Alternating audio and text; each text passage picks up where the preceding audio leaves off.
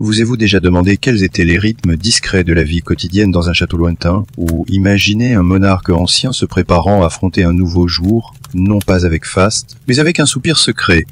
Ce soir, descendons doucement ensemble dans les recoins cachés de l'histoire, pour découvrir les secrets intimes, souvent absurdes et parfois scandaleux de la royaume médiévale.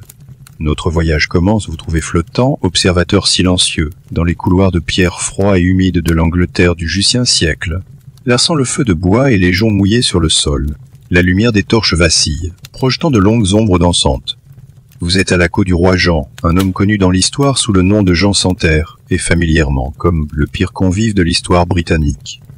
Vous le voyez maintenant, un homme dont l'héritage est un étrange cocktail de réalisations monumentales et déchets personnels. Après tout, le roi dont on se souviendra pour avoir signé la Magna Charta et pour avoir perdu la moitié de la France. Pourtant, en l'observant, vous réalisez que son esprit est souvent ailleurs. Il trouve toujours le temps d'être scandaleusement inapproprié avec la plupart des filles de la noblesse. Son règne, observez-vous, est une leçon magistrale sur la manière de ne pas se comporter en fonction publique. Politiquement, c'est un désastre. Personnellement, c'est encore pire d'une certaine façon. Vous observez Jean se mouvoir à travers la cour. Il ne se contente pas d'avoir des maîtresses, il les prend. Vous prenez conscience de sa célèbre habitude d'enlever des femmes nobles, les emprisonnant dans les mêmes châteaux royaux où vous dérivez maintenant. Vous pouvez presque entendre les chuchotements de leur destin, divertis par le roi jusqu'à ce qu'ils soient mariés ailleurs ou commodément oubliés. Vous êtes témoin de sa technique préférée pour briser les familles puissantes.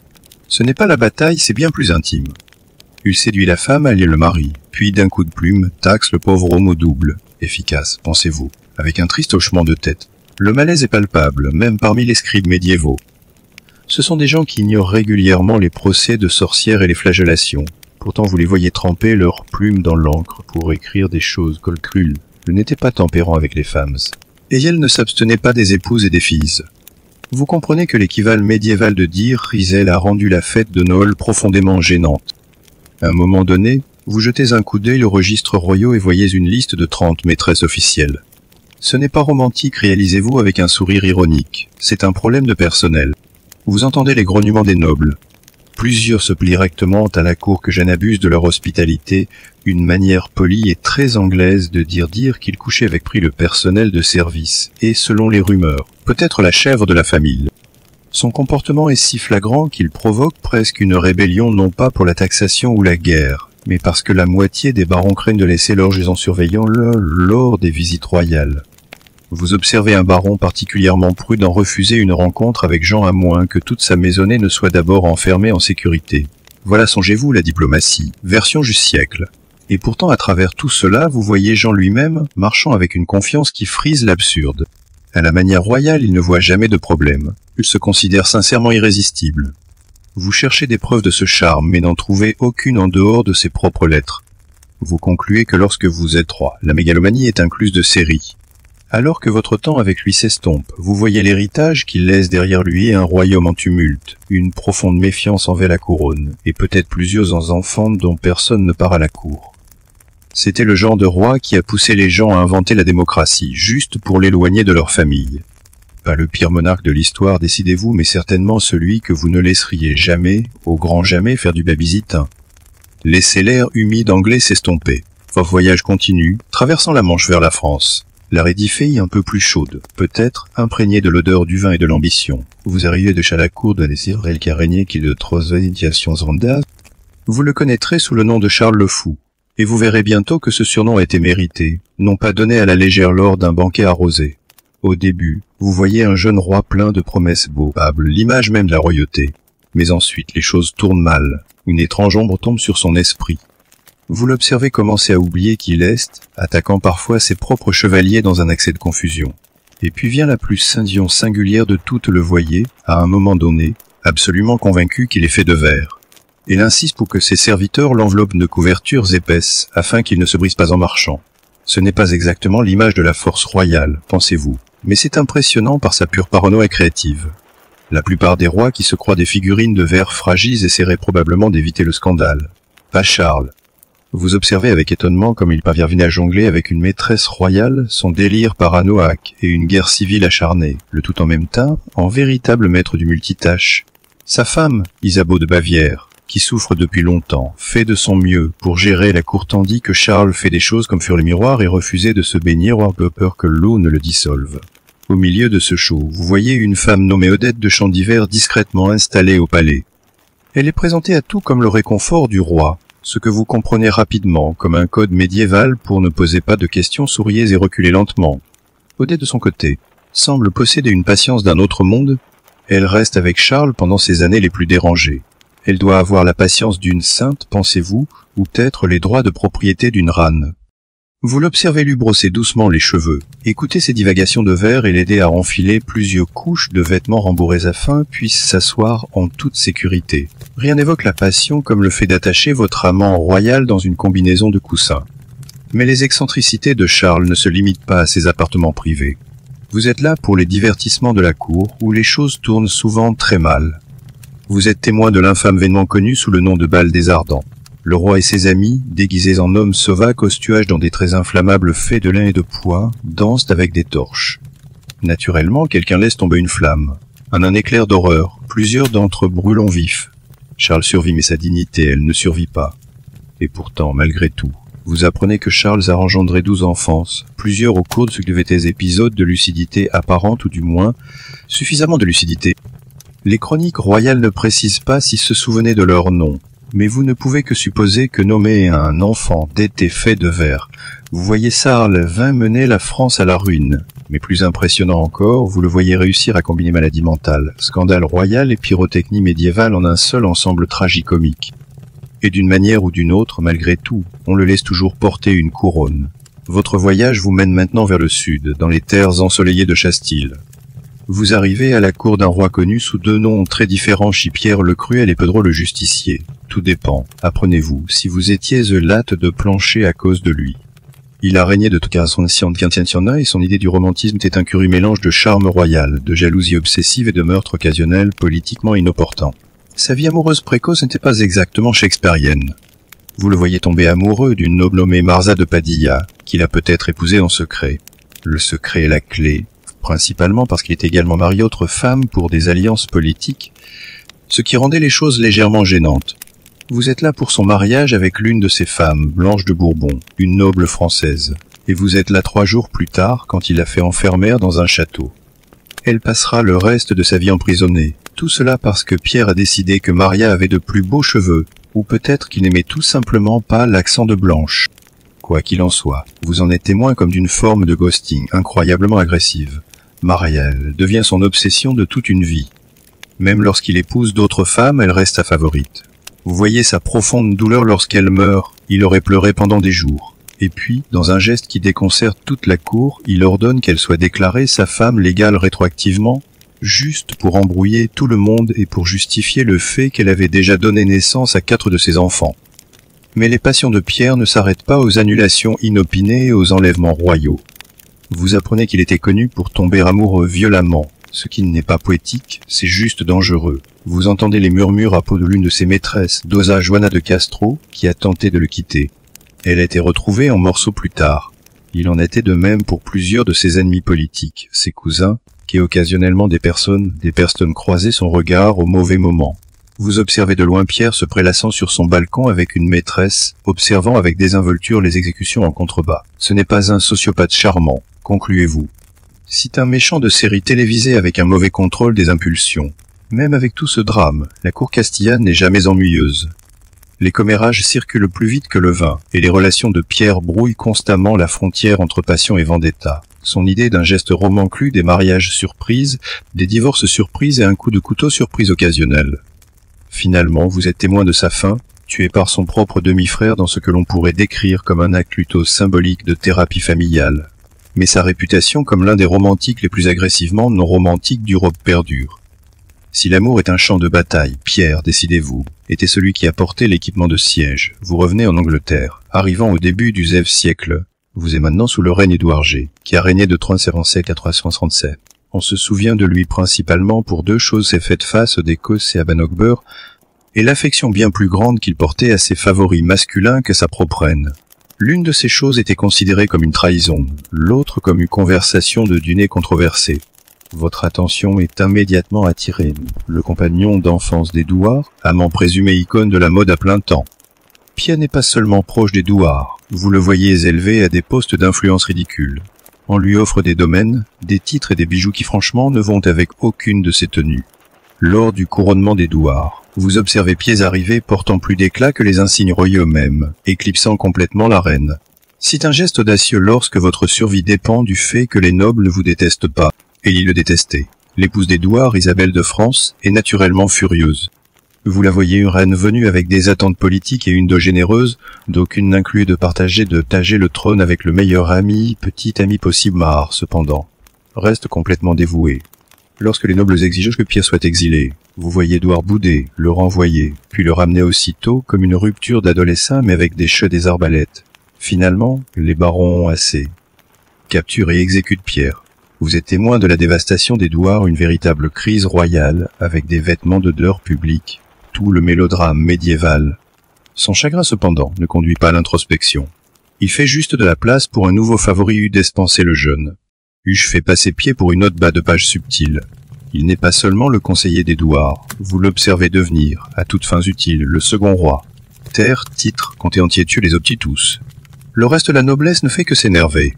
Ce stade, vous voyez Isabelle se transformer d'une épouse agacée en un véritable avatar de vengeance, et s'associe à un amant et quitte naturellement, envahit l'Angleterre et renverse son mari. Vous voyez Douar emprisonné, dépouillé de sa couronne, puis vous entendez les rumeurs macabres de son meurtre par un tisonnier rougi au feu. Vous décidez de ne pas vous attarder sur la physie de la chose. Vous concluez simplement que la vengeance médiévale était rarement subtile.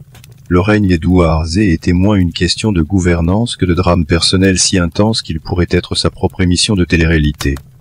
Si les Plantagenets avaient Nefli, pensez-vous, sa saison aurait été interdite dans 3P. Son erreur mélangeait polique et passion, ignorait tout le monde, et supposait que le pouvoir royal signifiait que personne ne pouvait le toucher. Il s'avère que tout le monde pouvait finalement. Votre voyage vous emmène maintenant en Bohême à la fin du GF siècle, à la cour de Venceslas. Bien qu'il ait techniquement détenu des titres comme roi des Romains et roi de Bohême, régnière pourrait être un terme généreux. Élisation, vous véritable découvre Éliserez rapidement. Se situait davantage dans le domaine de la nudité publique, de la boisson agressive et du déclenchement de bagarres dans son propre palais. Et si vous pensez au bon roi Venceslas de la chanson de Nole, ce n'est pas le bon gars, c'était son ancêtre. Ce Vencelas n'était pas bon, pas même vaguement décent. Il a commencé avec des promesses tricouronnées, adolescent, intelligent et capable. Mais quelque part en chemin, il a décidé que la cave à vin royale était plus utile que le trésor et commencé à gouverner du fond d'un gobelet. Vous observez ces séances de boissons de plusieurs jours, où les décisions politiques sont prises entre des tournées d'hydromel et des limeries inappropriées. Vous voyez ces conseillers porter des notes, non pas pour se joindre à la boisson, mais juste pour survivre aux négociations. Les débats à la cour se terminaient souvent par quelqu'un qui renversait une table ou qui était défié en duel avec des graissins. Il développe également la charmante habitude de se promener nu dans le château, parfois au milieu d'une réunion, vous émoignez d'occasion, rapporté par un chronicheur, où Venceslas délivre des édits royaux complètement nus, sauf pour une ceinture d'épée. Sa justification, les vêtements sont pour les timides. Il est difficile de discuter avec cette logique quand le garde avec la couronne aussi la couronne aux épées longues et pas de pantalon. Romantiquement, il privilégie les serveuses de bar, les blanchisseuses et occasionnellement les épouses mousses de nobles, bien qu'ils semblent plus vestis dans leurs recommandations de bière que dans leurs sentiments. Les liaisons ne sont pas scandaleuses à sa cour, ce sont pratiquement des entretiens d'embauche. Vous surprenez un noble accusant d'avoir séduit sa sœur, Venceslas se contente de hausser les épaules et d'offrir un verre à l'homme. Finalement, le Saint-Empire romain germanique décide qu'il en a eu assez de ses pitreries royales et le destitue de son titre, une façon de roi des Romains dire « vous êtes viré », mais nous faisons semblant que c'est politique. Même son propre frère le qualifie d'inutile, dévêtu et généralement inconscient. Pourtant, Venceslas règne en Bohême pendant des décennies. Son peuple le tolère comme tolère un oncle bruyant à un mariage rêvé avec des éals de table minutieux et beaucoup d'alcool. Qu'en fin de compte, il laisse derrière lui un royaume chancelant, une cave à vin inondée et un héritage royal que l'on pourrait résumer ainsi: il a régné comme si chaque jour était sa dernière gueule bois. Votre voyage vous emmène maintenant en Angleterre, à la cour opulente et dangereuse d'Henri V. Vous réalisez qu'il est ce qui arrive lorsque le pouvoir incontrôlé rencontre des hormones incontrôlées. Et l'araignée de Suisse en Majona tentar par si c'est à passer la Majone soit à se marier, soit à divorcer, soit à s'irriter contre le pape pour ne pas avoir soutenu ses décisions amoureuses douteuses.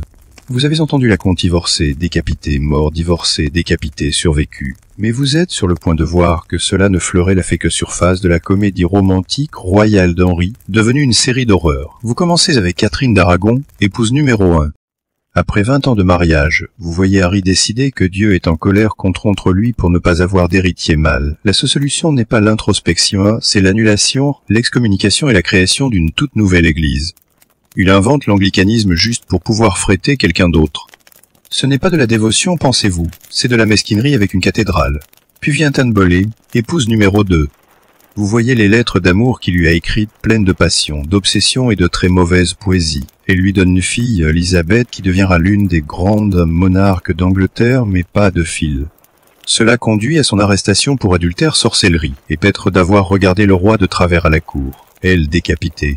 Vous observez Harry passer à autre chose avec l'étendue émotionnelle d'une pomme de terre. Jeanne Seymour suit, produisant un héritier mâle, Edouard, avant de mourir tragiquement de complications postpartum. Henri la pleure profondément, ce qui, vous l'apprenez, signifie qu'il a attendu un jour respectueux avant de repérer l'épouse numéro 4, que Henri a choisie sur la base d'un portrait flatteur.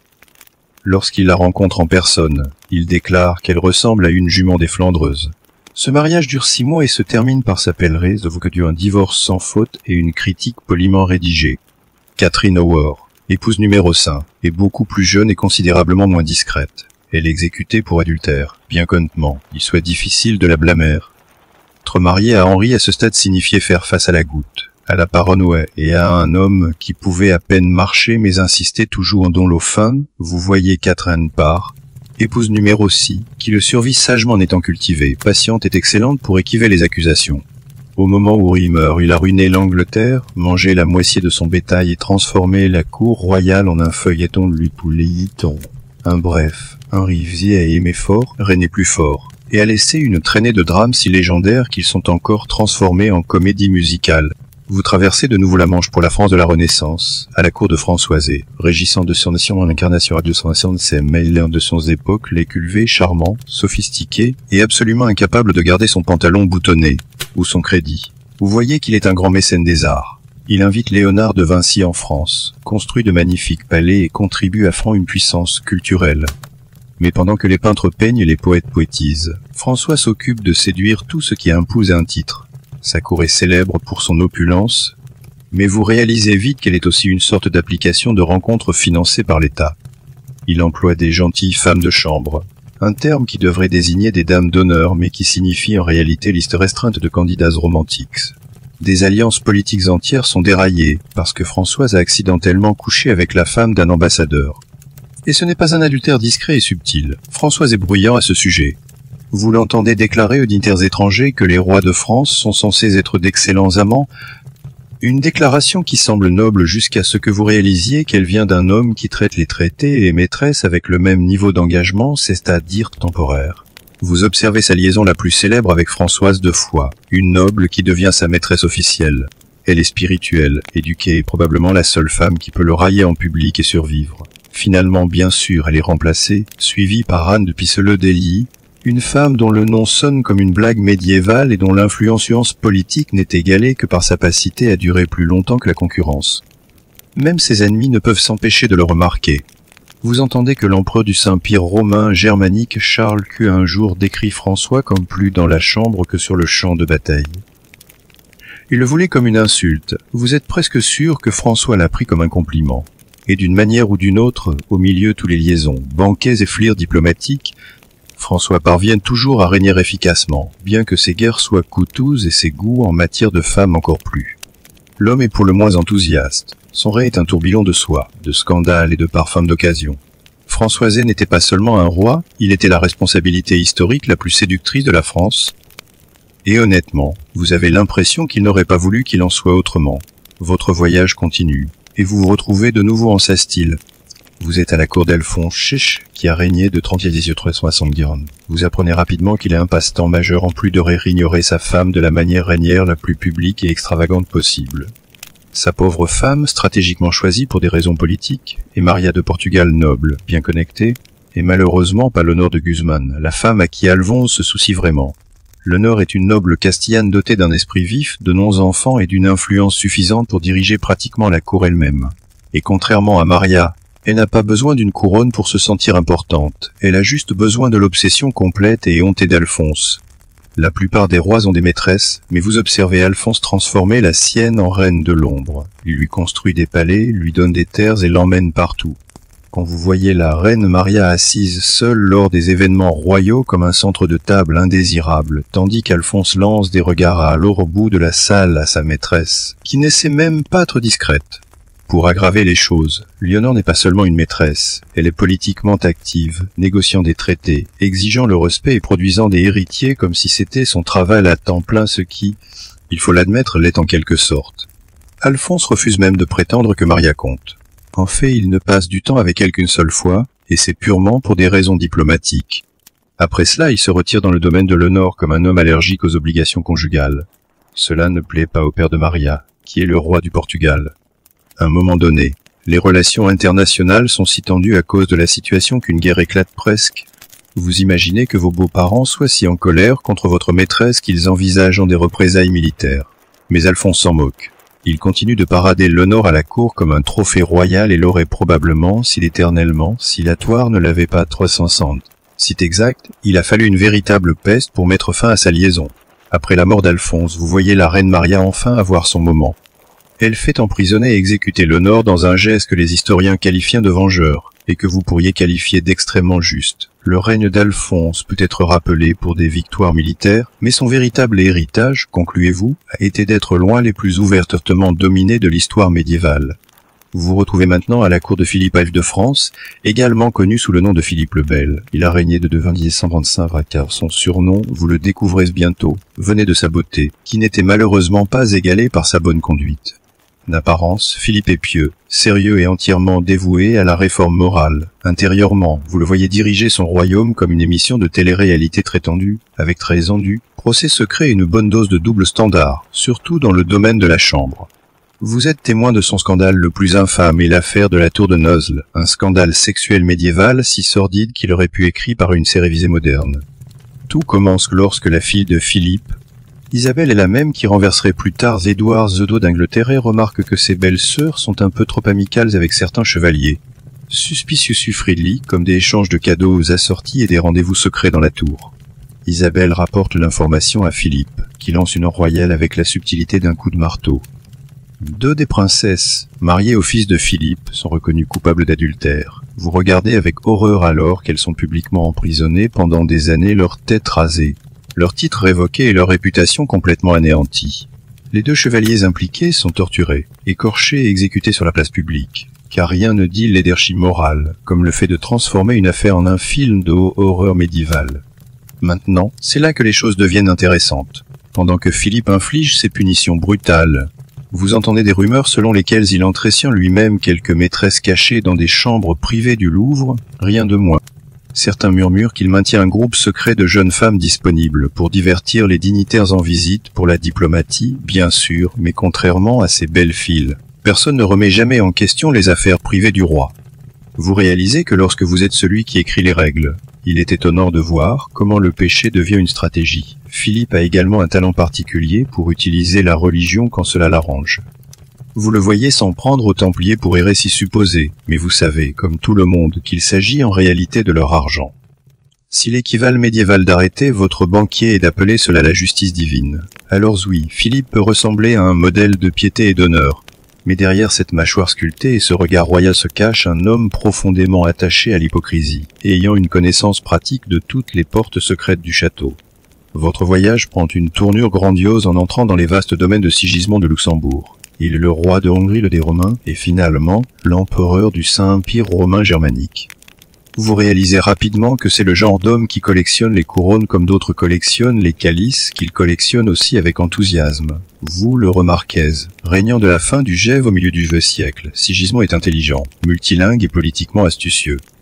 Il a aussi une vie personnelle si scandaleuse qu'elle ferait rougir un barde de taverne. Vous apprenez qu'il est marié à la Rairie de Hongrie, une femme puissante à part entière. Mais le mariage avec Sigismond est davantage une formalité polie. Il préfère ses relations moins légales, plus fréquentes et idéalement sans conversation. Ses projets romantiques annexes incluent des nobles, des blanchisseuses et au moins une chanteuse d'opéra italienne bien avant l'existence même de l'opéra, ce qui témoigne de son esprit innovant. Les fonctionnaires de la cour perdent souvent la trace de ces maîtresses, non parce qu'il y en a tant, mais parce qu'elles changent si fréquemment. Vous entendez une blague parmi le personnel selon laquelle ils ont simplement commencé à les numéroter. La cour, ces maîtresses ont leur propre quartier aidant servir à case, une chapelle privée. Ce que vous trouvez soit profondément romantique, soit tout simplement terriblement inapproprié, selon votre opinion sur le fait de prier à côté de la maîtresse de quelqu'un. Sigismond a également un penchant pour les déguisements. Vous le voyez se vêtir en roturier et se faufiler dans les villes. Parfois c'est pour l'espionnage, parfois c'est pour flirter avec des femmes locales sous le prétexte d'être un marchand très grande. Apparemment, personne ne trouve cela suspect, malgré le fait qu'il soit le seul marchand avec une suite complète de serviteurs, portant des blasons royaux. Et pourtant, l'homme règne pendant des décennies. Relance des croisades organise le concile de Constance et réforme la politique impériale, tout en ayant des liaisons qui feraient même dire à Casanova « Salme-toi, mon ami ». Vous lisez une lettre d'un ambassadeur qui écrit que Sigismond salue toutes les femmes comme des égales, surtout en privé, ce qui bien que vaguement progressiste, sonne aussi de manière suspecte comme une violation des ressources humaines.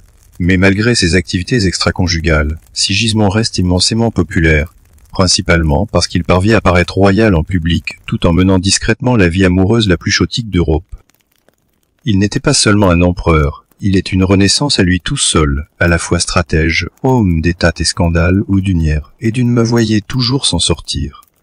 Vous vous retrouvez à la cour scintillante et décadente de Versailles, sous le règne de Louise de France, connu sous le nom de Le Biémé. Il a régné de Saint-Santia. Et par régner, vous comprenez qu'il a surtout organisé une interminable after-party royale où la gouvernance était facultative et les draps de soie obligatoires.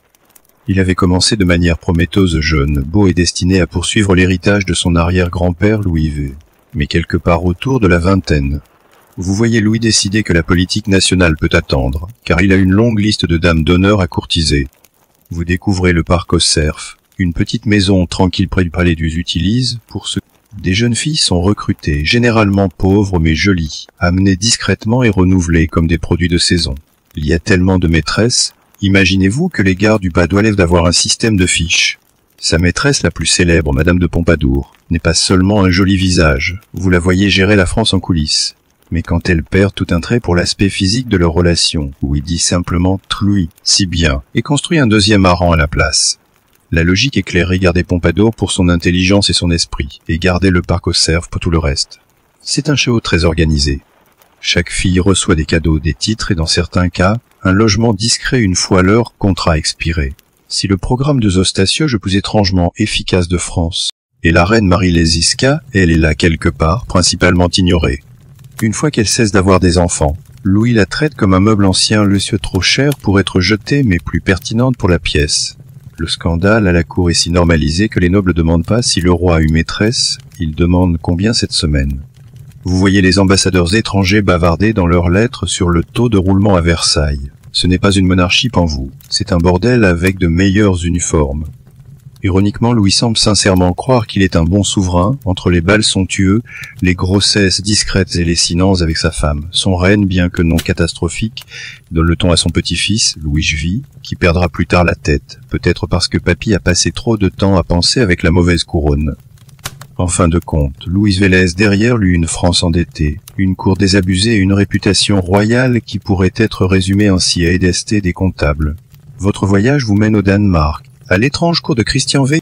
Il a régné de 766 à 1100 bien craignir c'est un mot trop fort. Traverser la vie en titubant pendant que d'autres dirigent le pays semble plus précis. Voyez-vous, Christian a quelques problèmes. Il souffre d'une grave maladie mentale, probablement la schizophrénie, et n'est pas particulièrement intéressé par le fait d'être roi, à moins que cela n'implique de prier les domestiques avec des couverts, ce qu'il trouve apparemment hilarant.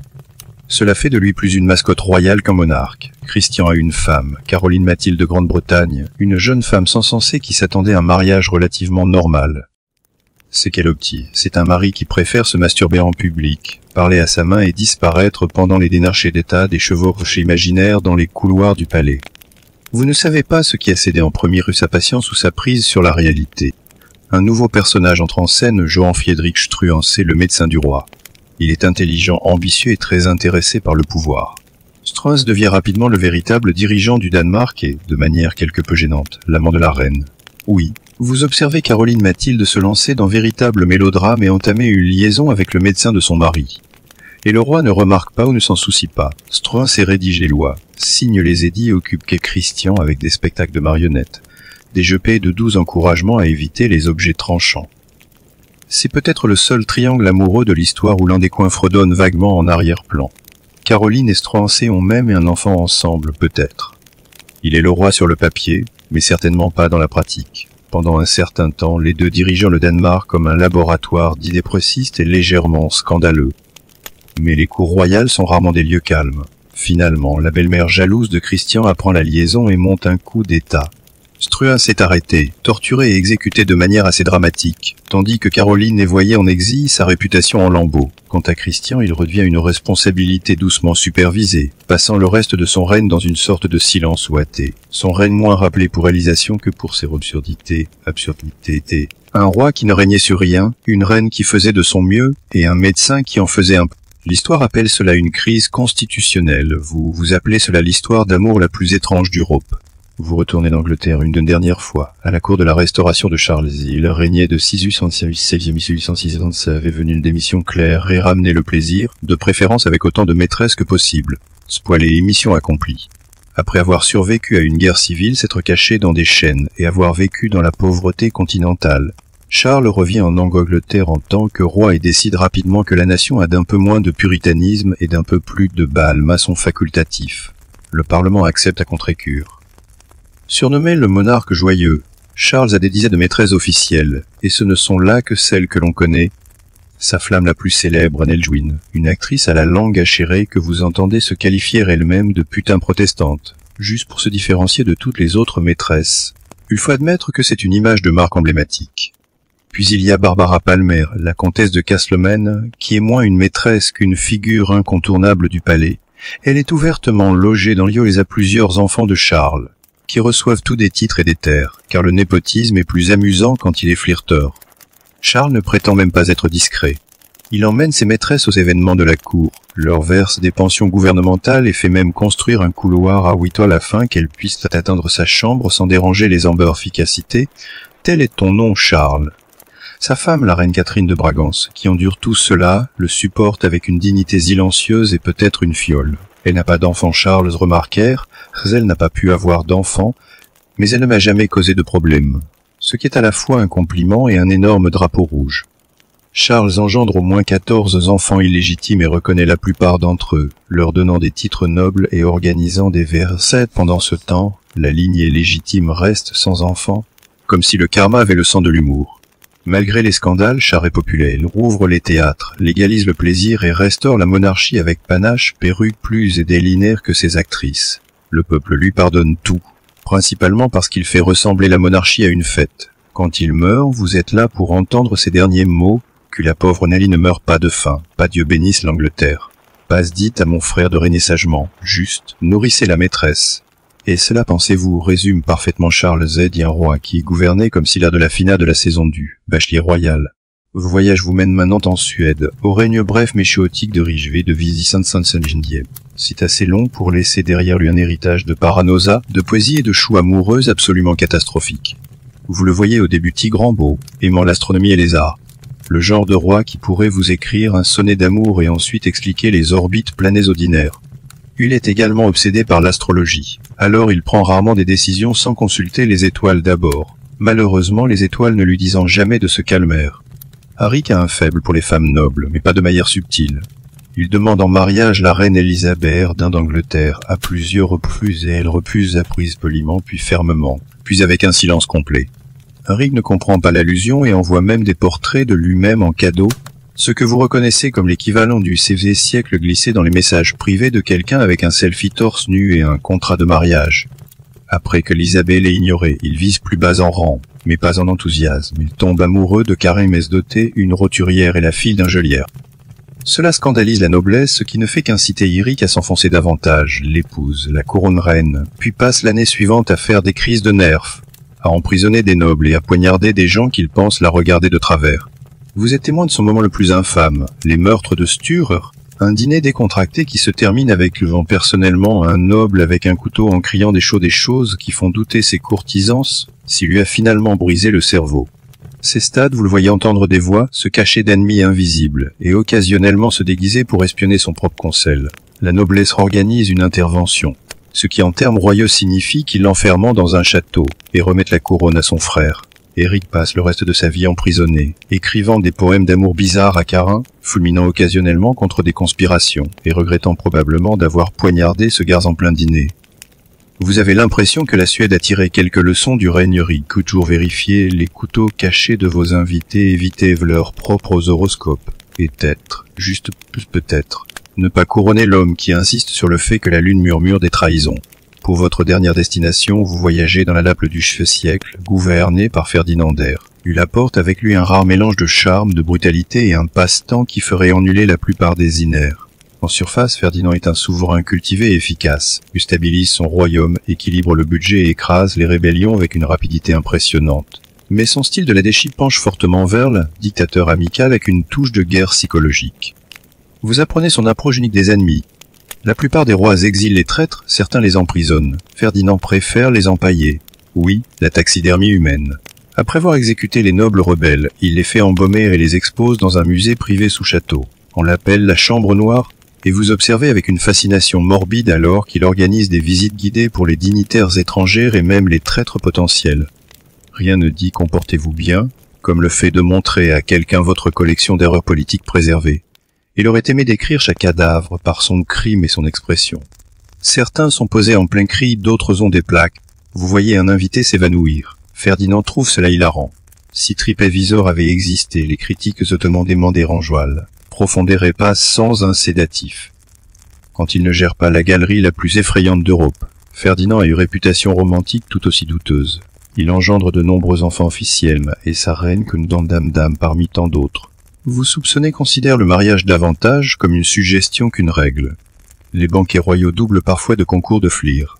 Vous lisez une note d'un ambassadeur déclarant que Ferdinand ne dînait jamais sans goûter à plusieurs autres. Et pourtant, malgré tout cela, il reste populaire. Son peuple admire sa force, les nobles le craignant, et les admis en visite, après avoir vu la Chambre Loire, perdent rapidement tout intérêt pour la reine pendant des décennies et meurt dans son lit. L'héritage de Ferdinand lie un royaume stable, un sous-sol terrifiant et la ferme compréhension que certains rois construisent des alliances, d'autres que des panneaux d'avertissement dans des vitrines. Et maintenant que notre voyage à travers ces cours chaotiques touche sa fin, laissez ces histoires absurdes de rois et de leur folie s'estomper doucement. Que les noms et les scandales deviennent un doux murmure lointain. Votre esprit a beaucoup voyagé ce soir, mais il est maintenant temps de se reposer. Laissez le 12 rimes, votre respiration être votre seul guide alors que vos soirs pour sombrer dans un sommeil aux mille profond, paisible et réparateur. T'es-tu déjà demandé ce que c'était que nier sur une terre ancienne, baignée de soleil, où les murmures de l'histoire persistent encore? Ce soir, laissons-nous glisser doucement vers l'époque des croisades et des châteaux, pour sentir la poussière ancestrale se déposer, n'armure, non pas, mais sur paupières. Tandis que tu écoutes, laisse ton souffle s'apaiser, ton corps s'alourdir, et ton esprit se délire, te préparant à voyager dans les replis silencieux de l'histoire. Si tu veux que la nagine, tu sens la poussière de la mire croisade encore accrochée aux pierres brisées de Jérusalem. Des pèlerins chrétiens avec une foi pleine d'espoir mais peu naïve, affluent en masse vers la Terre Sainte, pensant que la ville sacrée est désormais sûre. Mais juste à l'extérieur de ces murs, tu sais que c'est le chaos total. Des bandits rôdent sur les routes, des bandes de guerriers musulmans attaquent les caravanes, et les voyageurs sont massacrés ou vendus comme esclaves. Le rêve de sécurité chrétienne en aurait s'effondre franchement autour de toi. Cite alors que toi, un chevalier nommé Hugues de Payen, avec 8 compagnons, fais un vue profond. Non pas à un roi, non pas à un seigneur, mais à Dieu. Tu t'engages à protéger les pèlerins chrétiens de ta vie, non seulement comme soldat, mais comme moine. Tu prononces les vues de pauvreté, de chasteté et d'obéissance. Pas de femme, pas d'or, pas de terre, juste des chevaux, des épées et une foi inébranlable. Vous nommez les pauvres chevaliers du Christ et du temple de Salomon. Un nom plutôt long, penses-tu, mais cette dernière phrase est importante. Car le roi Baudouin vous donne quartier sur le mont du Temple, là où se dressent les ruines du temple de Salomon. De ce lieu saint, vous adoptez votre nom plus simple et plus célèbre, et les chevaliers du temple ou templiers. Pendant 9 ans, vous restez un groupe minuscule, officieux, constamment sous-financé et dangereusement gagé. Tu vis comme un mendiant, empruntant des armures, partageant des chevaux de guerre et t'entraînant comme un forcené. Mais tu es discipliné, dévot et indéniablement dangereux, et ta réputation commence lentement à se répandre. Il ne faut pas longtemps avant que ton étrange mélange de moine et de guerrier n'attire l'attention de l'un des hommes les plus influents de la chrétienté, Bernard de Clairvaux. Tu entends des murmures selon lesquels Bernard n'est pas un abbé ordinaire, c'est une véritable icône spirituelle. Quand il parle, les papes écoutent. Et il voit quelque chose de divin, quelque chose de vraiment unique. Anto et tes compagnons. Au concile de Troyes et Vincennes Nord, tu sens le poids de s'en rédiger la règle officielle des Templiers, un code monastique rigide imprégné d'un but martial. Eût voulu comme la nouvelle chevalerie, une élite sacrée qui ne combat pas pour la gloire, mais pour Dieu. Avec la bénédiction de Bernard et l'approbation du pape, toi, les chevaliers du Temple, n'êtes plus qu'une bande de marginaux désespérés. Tu deviens un ordre religieux avec une sanction divine, les dons affluents. De jeunes nobles abandonnent leur vie confortable pour rejoindre tes rangs. De la terre même de Jérusalem, toi Templier, tu te lèves désormais, sacré, officiellement, inarrêtable. Mais tu n'as aucune idée que ta plus grande bénédiction, l'indépendance papale, allait un jour te désigner pour la mort, avec la reconnaissance papale, manteau blanc brodé de croix rouge sang. Toi, le chevalier du Temple, tu n'es plus seulement un moine armé. Tu es une troupe de chauds de la chrétienté. Les tatas latins d'Oria, des avant-postes chrétiens fragiles dans une mer de résistance constellamique sont menacés. Et toi, Templière, tu es désormais le mur même qui retient la marée. Ton code est brutal mais clair, ne jamais battre en retraite à moins d'être en infériorité numérique de 3 contre 1, pas de rang de pitié, pas de peur. Tu t'entraînes quotidiennement, et tu te bats avec une discipline fanatique, et tu crois que mourir au combat est le plus grand honneur. Alors que la plupart des chevaliers se battent pour le butin et l'orgueil, toi, Templier, tu combats avec un sang terrifiant de la justice divine. Tu es la fureur de Dieu à cheval. Lors de la 2e croisade, tu prouves ta valeur.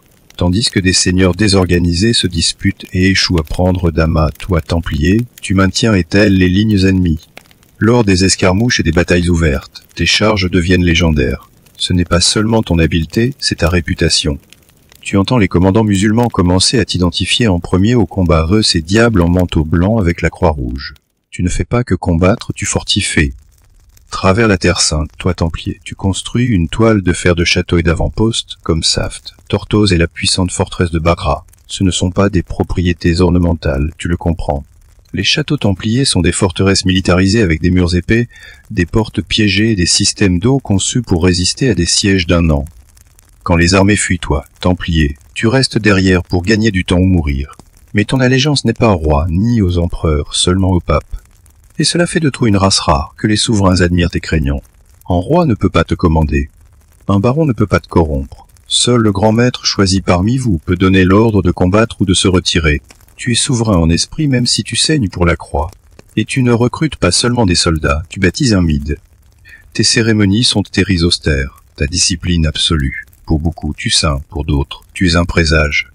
Et pourtant, ta popularité ne fait que croître. Tu te transformais, de 9 chevaliers poussiéreux, en un ordre d'élite s'étendant sur les continents. Mais avec la renommée viennent les murmures, et avec les murmures vient l'envie. L'épée de Dieu est devenue tranchante, mais un jour, tu le réalises, elle sera pointée sur toi. Tu as commencé avec une armure empruntée et un vu de pauvreté, mais en moins d'1 siècle, toi, les chevaliers du Temple, tu n'es plus seulement un guerrier, tu es l'institution financière la plus fiable du monde. Tu ne t'es pas donné pour but de devenir banquier, penses-tu. La guerre t'a rendu riche, la foi t'a rendu digne de confiance, et la nécessité t'a rendu brillant. Tout a commencé par des dons. Des nobles désireux de soutenir la terre sainte vous ont donné des terres, de l'or, du bétail, et même des villages entiers. Toi, Templier, tu ne t'es pas contenté de l'amasser, tu l'as géré avec soin, stratégiquement. Tu as construit des commanderies, des domaines à travers l'Europe, comme des entreprises efficaces. Tout était comptabilisé ou chéréal bétail, impôts, dîmes. Tu pouvais voir un moine en Angleterre envoyer de l'argent pour soutenir une bataille à Jérusalem en quelques semaines. Une telle portée était inouïe. Puis vint le système bancaire. Un noble se rendant en Terre Sainte n'avait plus besoin de risquer de transporter un coffre de pièces. Il pouvait déposer des fonds chez toi, Templier, à Paris, recevoir une lettre codée et retirer le même montant à Acre. C'était l'une des premières formes de banque internationale, tu le réalises. Tu facturais des frais modestes, tenais des registres méticuleux et ne faisais jamais défaut. Tu es devenu les banques suisses du monde médiéval, des siècles avant même l'existence de la Suisse. Tes clients, rois, reines, évêques et marchands. Dans certains cas, tu as même prêté de l'argent aux monarques eux-mêmes qui tenteraient plus tard de te détruire. Toi, Templier, tu n'affichais pas ta richesse. Tu n'étais pas drapé de soie ou d'or. Tes églises étaient simples, tes vêtements humbles. Mais sous cette austérité se cachait un empire de registres, de coffres forts et de chariots blindés, une main invisible qui touchait presque toutes les économies d'Europe. Pourtant, tu refusais de te qualifier de banquier. Tu étais un moine, insistais-tu. Tout ce que tu faisais, prétendais-tu, était au service de Dieu. Mais plus tu déplaçais d'or, plus tu te faisais d'ennemis. L'Église fermait les yeux à tout. Toi, Templier, tu ne répondais qu'au pape. Mais les rois devinrent nerveux. Ils te devaient Templier, des fortunes et ne pouvaient pas te contrôler. Ce qui avait commencé comme une mission de défense des pelles avait dévoilé en quelque chose de plus étrange. Tu étais un guerrier sans champ de bataille, un moine sans monastère, un banquier sans royaume. Et tandis que tes coffres s'alourdissaient, le poids de la suspicion augmentait aussi. Le pouvoir sans surveillance, chez là que les rois commencent à aiguiser leurs couteaux, songes-tu? Malgré toute ta puissance, toi, Templier Nélum, une guerre perdue. Les États latins étaient comme des châteaux de sable, constamment battus par les vagues de la résurgence islamique. Et à la tête de cette marée se trouvait Saladin, le brillant sultan d'Égypte et de Syrie. Contrairement au seigneur croisé désorganisé, Aladin savait une force unificatrice, et il avait un seul objectif, reprendre Jérusalem. Cet objectif fut réalisé à la bataille de Hattin. Toi, Templier, tu étais là, combattant jusqu'au bout, mais tu fus écrasé, déjoué, en infériorité numérique, encerclé. Dans la chaleur torride, l'armée chrétienne fut anéantie. Saladin captura des centaines de chevaliers. La plupart furent rançonnés, mais quand il s'agit de Templiers, il n'y eut aucune pitié. Il vous exécuta presque tout. Pour Saladin, tu étais simplement trop dangereux pour être maintenu en vie. La perte de Jérusalem n'était pas seulement un coup militaire, c'était une crise spirituelle. La ville que tu avais juré de protéger était perdue. Le Saint-Sépulcre était de nouveau aux mains des musulmans. Avec cela, ton objectif initial avait commencé à s'effriter. Pourtant, tu te regroupas. La troisième croisade apporta des renforts et Richard Sire de Lyon, qui te respectait et comptait sur toi au combat. Mais même lui ne put reprendre Jérusalem. Au cours du siècle suivant, les tas croisés se réduisirent comme des braises mourantes. Une par une, les villes tombèrent à Antioche, trinalement à Kranzezenzanluizandi. Le dernier bastion templier en Terre Sainte fut perdu. Tu te retirais à Chypre, où tu bâtis de nouveaux quartiers généraux et tentas de conserver ta pertinence. Mais quelque chose avait changé. Tu étais toujours un guerrier, mais sans Terre Sainte à défendre, pourquoi te battais-tu? Tes châteaux restaient vides, tes légendes prenaient la poussière et ta discipline, autrefois ta marque de fabrique, commençait à s'estomper. Au même moment, des ordres rivaux comme les hospitaliers gagnaient du terrain. Des accusations d'orgueil, de corruption et d'arrogance te suivaient, templiers, à travers l'Europe. Certains murmuraient que tu étais devenu trop riche, trop secret. D'autres disaient que tu accumulais des reliques dangereuses. Le rite avait façonné, forgé et brisé. Et maintenant, sans l'huitier, tu étais à la dérive. Tu avais toujours tes richesses, ton réseau, ton aura de pouvoir. Mais tu avais perdu ce qui te rendait sacré. Une épée sans guerre. Une fraternité sans croisade, et dans ce vide de puissants ennemis veillaient. L'aube du XIe siècle, toi, le chevalier du temple, tu étais toujours riche, toujours craint et toujours puissant, mais pour la première fois de ton histoire, tu étais aussi inutile. La Terre Sainte était perdue. Plus aucune croisade n'était à l'horizon. Tu étais devenu un ordre militaire sans guerre, un ordre religieux sans financière qui ne répondait à aucun roi. Et cela tu le réalises, te désignais comme une cible. Nul ne te regardait avec plus de suspicion ou d'avidité que le roi Philippe de France, connu sous le nom de Philippe le Bel. Il n'était pas appelé le Bel, pour son sang de la justice, tu le savais. Il était profondément endetté, ruiné par les guerres avec l'Angleterre et la Flandre, et Templier. Tu étais son créancier. Il t'avait emprunté des sommes massives pour financer ses armées et maintenir son trône. Mais Philippe n'aimait pas être endetté, surtout envers des hommes qu'il ne pouvait contrôler. Pire encore, toi Templier, tu étais politiquement indépendant. Tu ne répondais qu'au pape, pas à la couronne. Tu possédais des terres en France, mais ne payais pas d'impôts au roi. Tu avais tes propres forteresses, tes propres tribunaux, tes propres armées. Pour Philippe, tu étais un état dangereux au sein de son touchable, inamovible et incroyablement riche. Ainsi sans que sa planification a commencé. La machine de propagande de Philippe se mit au travail. Des rumeurs se répandirent selon lesquelles toi, Templier, tu adorais des idoles, crachais sur la croix et pratiquais des initiations obscènes. Aucune preuve, juste. Mais à une époque de superstition, les murmures suffisaient. Il fit pression sur son pape marionnette, Clément V, pour qu'il ouvre une enquête. Clément et Philippe n'attendit pas. Un secret, Philippe orchestra l'une des arrestations massives les plus coordonnées de l'histoire médiévale. Rassembla ses soldats, prépara ses tortionnaires, et un froid vendredi Macton d'octobre Trodredi Tross-en-Seine, comme allait devenir tristement Sérapa. Partout en France, des chevaliers templiers furent saisis, interrogés, emprisonnés et torturés. Des aveux furent extorqués, certains craquèrent en quelques heures. D'autres résistèrent jusqu'à ce que leur corps cède. C'était une trahison enveloppée de justice sainte, tu l'observas, et cela fonctionna. Le public, autrefois loyal, commença à se détourner. Le pape, sous pression et humilié, se retrouva acculé.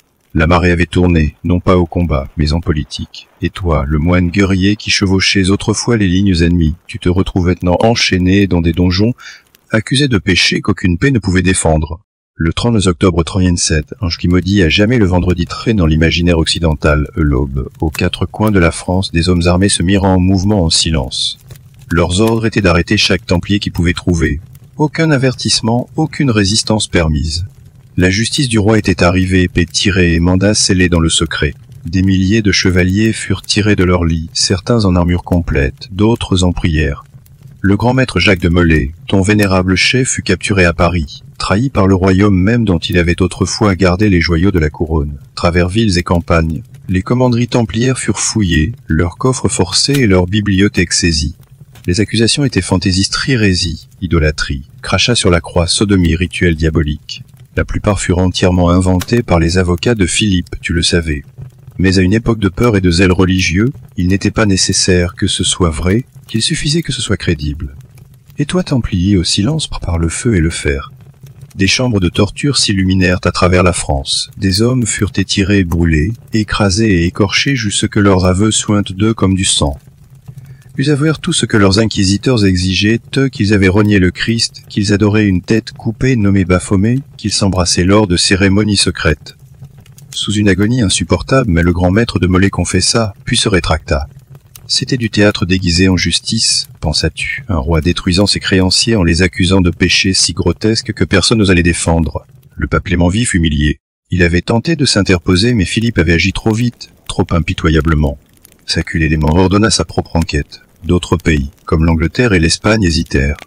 Dans de nombreux cas, les accusations furent rejetées ou les Templiers libérés. Mais en France, la machine de la condamnation continuait de tourner.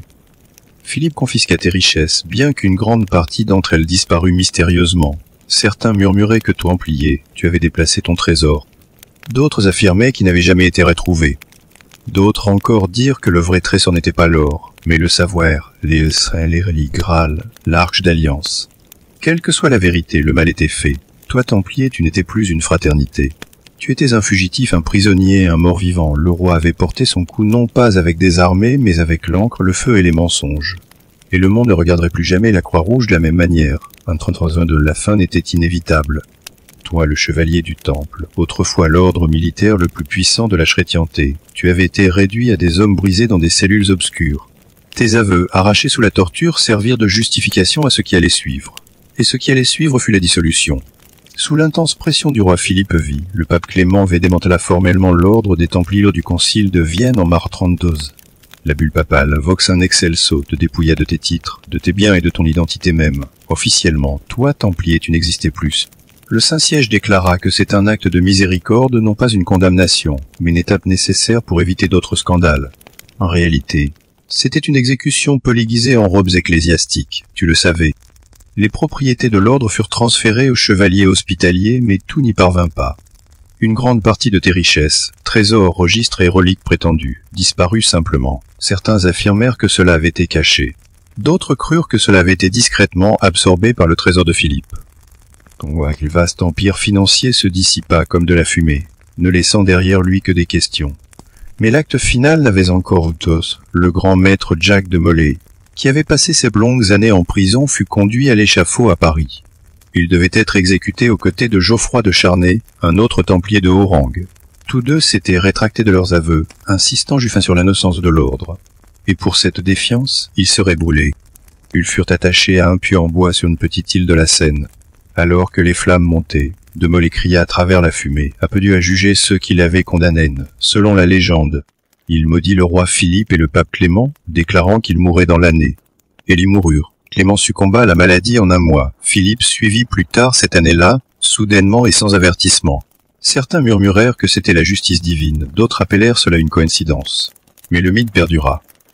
Toi, Templier, tu étais mort en maudissant tes bourreaux, et les cieux avaient écouté. Avec cela, la dernière vraie voix alliée du vrai luit au silence par le feu. Ton histoire ne s'acheva pas au combat, mais par la trahison, la torture et les flammes. Pourtant, même en étant effacée de la carte, ta légende commençait tout juste à prendre racine. Le feu d'exécution templière s'est éteignir, puis les braises de légende brûlèrent plus ardemment que jamais. L'ordre dissous, tes châteaux saisis, tes chais exécutés, il semblait que ton histoire était terminée. Mais quelque chose d'étrange se produisit. Au lieu de s'estomper de la mémoire, toi chevalier du temple, tu transformas de moine déshonoré en symbole éternel de mystère et de pouvoir. Le secret qui t'avait autrefois protégé alimentait désormais les rumeurs. Qu'est-il advenu de ton trésor? Où étaient tes manuscrits, tes reliques, ton savoir sacré? Certains croyaient que tu avais emporté le Saint Graal avant ton arrestation. D'autres murmuraient que tu avais caché l'Arche d'Alliance où gardaient les descendants de Jésus lui-même. Il n'y avait aucune preuve, juste des ombres. Mais dans le monde médiéval, les ombres suffisaient. Puis vint l'idée quoi, Templier, tu avais survécu en secret. Bien qu'officiellement dissous, de nombreux anciens Templiers se fondirent discrètement dans la société. Certains rejoignirent d'autres ordres monastiques, mais 20 d'autres, selon la légende, devinrent clandestins. Ils formèrent des confréries cachées, préservant tes rituels et tes reliques en silence, attendant leur heure. Des siècles plus tard, ces histoires mutèrent en mythes. Toi, Templier, tu fus crédité ou l'aimé de tout. De la construction des cathédrales gothiques à la fondation de la franc-maçonnerie. Des théories du complot surgirent-tu que tu contrôlais les banques, les trônes et les révolutions, que tu n'avais jamais vraiment été vaincu, juste déguisé, que derrière chaque événement majeur de l'histoire, une main cachée dans un manteau blanc guidait le résultat. La culture populaire n'a pas aidé, penses-tu? Toi, Templier, tu es apparu dans des films, parfois comme un héros, d'autres fois comme un méchant. Le Da Vinci codé de Dambron t'a transformé en gardien de lignée sacrée. Assassin's Creed a fait toi une cabale mondiale tirant les ficelles de la civilisation. Chaque récit a déformé la vérité mais a nourri la fascination. Toi en réalité, toi Templier, tu étais fait de chair et de sang, courageux, oui, imparfait certainement. Tu étais un guerrier religieux qui tenta de mêler les vues monastiques à la violence de la guerre et en paya le prix. Mais les mythes perdurent parce qu'ils offrent quelque chose que l'histoire ne peut souvent pas aider des réponses, un sens et du mystère. Les vrais Templiers moururent sur les échafauds et dans les donjons, mais les Templiers mythologiques chevauchent encore l'imagination, éternelle, en armure et drapée de secrets. Et en ce sens, Philippe le Bel échoua. Il détruisit ton corps, mais ta légende devint intouchable. Plus de ces siècles se sont écoulés depuis que le dernier grand maître des chevaliers du Temple fut brûlé vif sur les bords de la Seine. Mais la Croix-Rouge persiste dans la littérature, dans l'architecture, dans les symboles gravés dans la vieille pierre, et murmurés à travers les théories du complot. Toi, Templier, peut-être parti, mais peut ton héritage tout sauf mort. Tu étais plus que de simples guerriers, tu étais un innovateur. Une époque où les rois régnaient encore par droit divin et où la banque était considérée, tu as créé un réseau pan-européen de finances, de logistique, de diplomatie. Tes lettres de crédit préfiguraient les chèques modernes. Tes commanderies fonctionnaient comme des succursales régionales d'une multinationale. Tu étais un premier modèle de mondialisation, bâti non pas avec des marchés boursières, mais avec des épées et des vues sacrées. Militairement, tu as redéfini ce que signifiait être un chevalier. Avant toi, la chevalerie était un code personnel flexible et souvent ignoré. Tu l'as transformé en une institution, une discipline appliquée avec une cohérence brutale. Tu n'étais pas un champion solitaire joutant pour la gloire, tu étais une unité entraînée comme des forces spéciales modernes, prête à mourir pour un idéal abstrait. Et tu es mort, souvent en silence, parfois en vain, mais jamais sans impact. Culturellement, tu as changé la façon dont l'Occident percevait la religion et la guerre. Le conseil du moine guerrier a défié la sainteté que la violence était incompatible. Tu as montré que la croyance pouvait militariser non seulement au combat, mais en politique, en finance et en propagande. Et lorsque tu es tombé, c'est cette même croyance, en ton hérésie supposée, qui a justifié ta destruction. Ta chute a également servi de mise en garde. Toi tant devenu un symbole de pouvoir incontré, ne rendant de compte à personne, protégé par le pape, plus riche que les rois. Ta chute exposait la fragilité des institutions, même celles enveloppées d'autorité divine. C'était une version médiévale d'une prise de contrôle d'entre non par des actionnaires, mais par la royauté Rome. Aujourd'hui, ton image est plus mythe comme, mais les mythes façonnent la mémoire, et le souvenir de toi, Templier, courageux imparfait, trahi, nous rappelle que l'histoire ne s'écrit pas seulement dans les victoires. Parfois, elle est gravée dans les cendres. Alors la prochaine fois que tu verras une croix rouge sur un tissu blanc, souviens-toi qu'elle fut autrefois portée par des hommes qui croyaient travail de Dieu jusqu'à ce que la politique, l'ambition et la peur en décidant autrement. Et dans cet affrontement d'acier doré de feu, ta légende est née. Vous êtes-vous déjà demandé ce que l'on ressentait en se tenant debout dans une ville ancienne et trépidante, observant un rêve prendre lentement forme, l'entrant dans la pierre? Ce soir, laissons-nous tous transporter dans le Paris du ce siècle, pour sentir les échos d'ambition et d'art se poser autour de vous. Alors laissez votre souffle s'adoucir, votre corps s'alourdir, et votre esprit se libérer, tandis que vous voyagez dans les replis silencieux de l'histoire. Dans le Paris du siècle, vous sentez que le monde est en pleine mutation. Les routes commerciales s'étendent, les universités voient le jour, et l'Église affermit son pouvoir comme jamais auparavant. C'est une époque d'ambition, réalisez-vous, politique, spirituelle, et résolument architecturale. Est au centre même de cette ville en pleine croissance. Vous voyez un rêve de Pierre commencer à s'éveiller.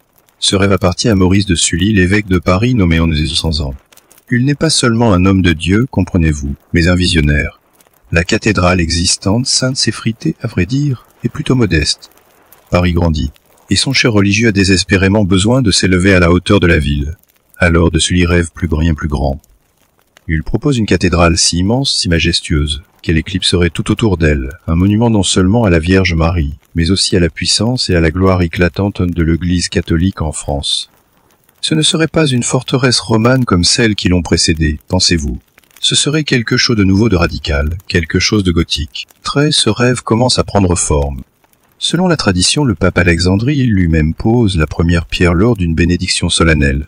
La construction commence par l'extrémité est, le chœur et l'abside, où les prêtres entonneraient un jour des hymnes sous des arches imposantes de verre et de pierre.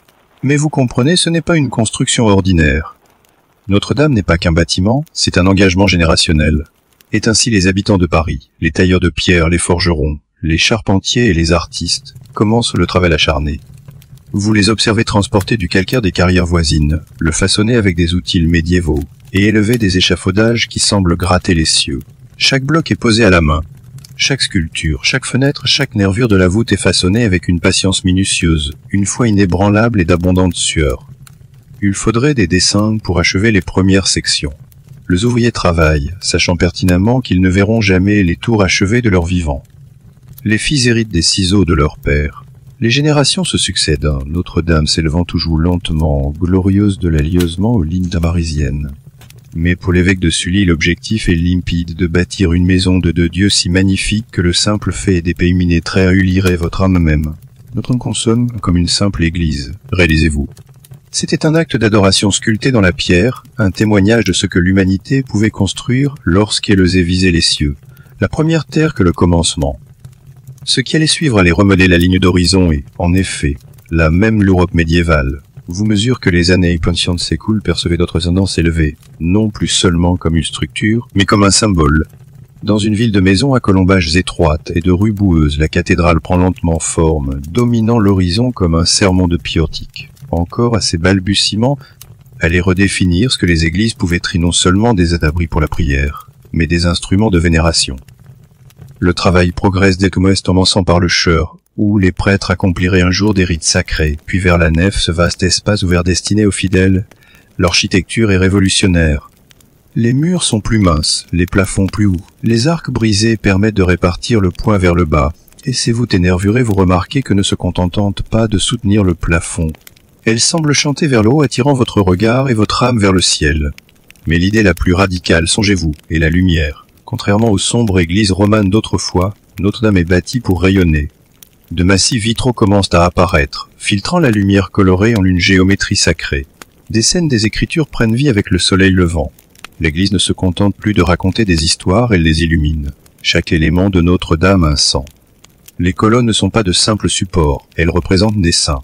Les arcades ne sont pas de simples décorations, elles sont des passages vers le salut.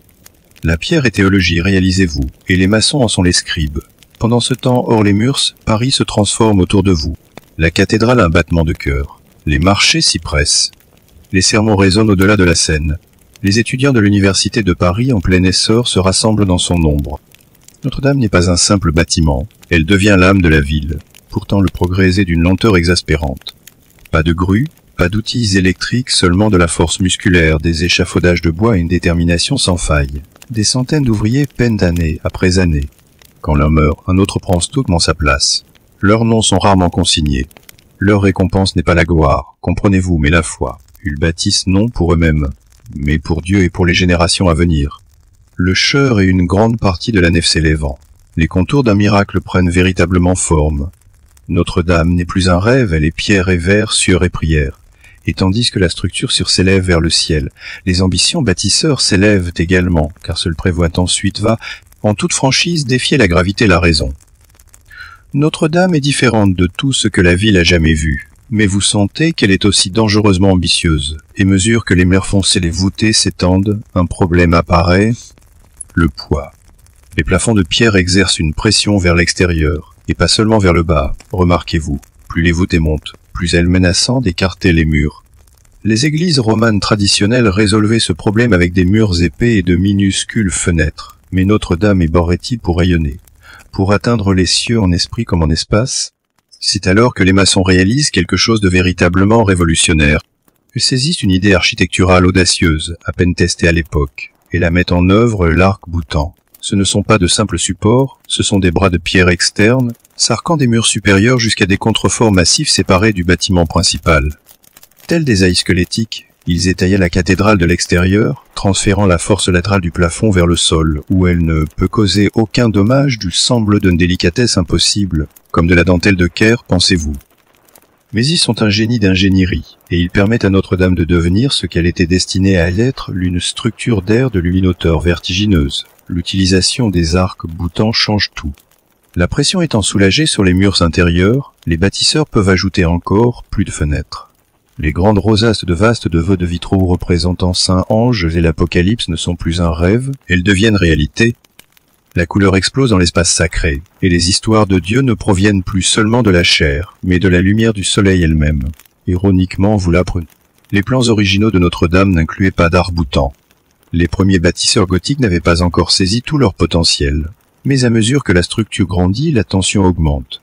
Les maçons s'adaptent au fur et à mesure littéralement. Ils commencent à ajouter ces ailes de pierre au début des années 211, transformant la pure nécessité en poésie architecturale. Les critiques de l'époque sont partagées, entendez-vous. Certains pensent que les supports apparents sont disgracieux, interrompant la silhouette épurée du bâtiment. Mais la plupart sont émerveillés. Notre-Dame semble être maintenue en place par des anges de pierre en plein vol. La cathédrale n'est plus seulement une maison de Dieu, réalisez-vous. C'est une démonstration vivante de ce que la foi et les mathématiques ensemble, un nimbus sculpté dans un calcaire défiant la gravité. Et ces ailes n'ont fait que commencer à se déployer. Au début des années 200, Notre-Dame a déjà transformé la ligne d'horizon parisienne.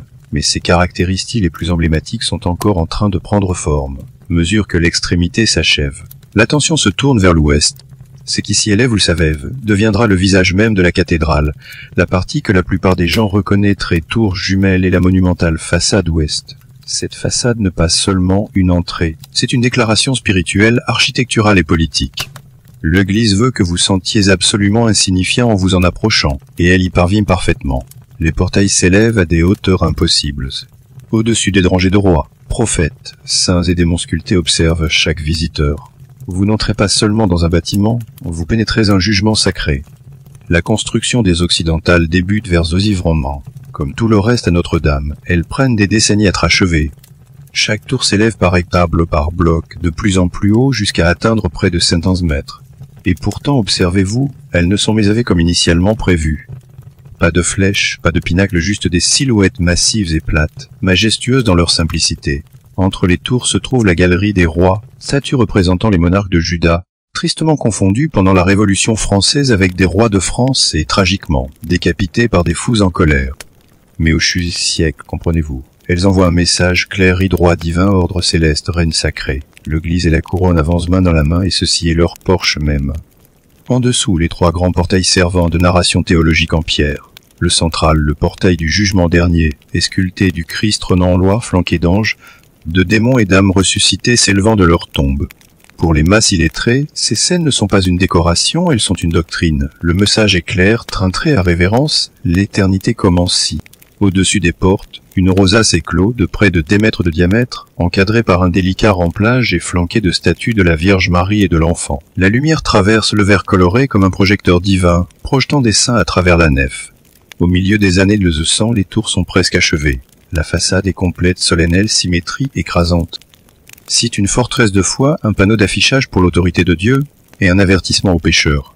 Et pourtant les bâtisseurs n'en ont pas fini. Le tueur de Notre-Dame doit encore être achevé, le transept, la toiture, la flèche qui un jour percerait les nuages. Ils ont bâti son visage, non? Ils lui donneront une couronne. Avec les tours et la façade ouest dressée dans une fière défiance de la gravité, Notre-Dame devine plus qu'une coquille. Elle a besoin d'une réalisez-vous. Et cette âme vit à l'intérieur, dans la vaste étendue de sa nef, de ses transepts et de son chœur sacré. Ce sont les espaces qui porteront les voix des moines, les pas des rois et les prières de milliers de personnes. Au milieu des années les travaux se concentrent sur les transepts, les bras du plan en forme de croix qui donnent aux cathédrales gothiques leur plan emblématique.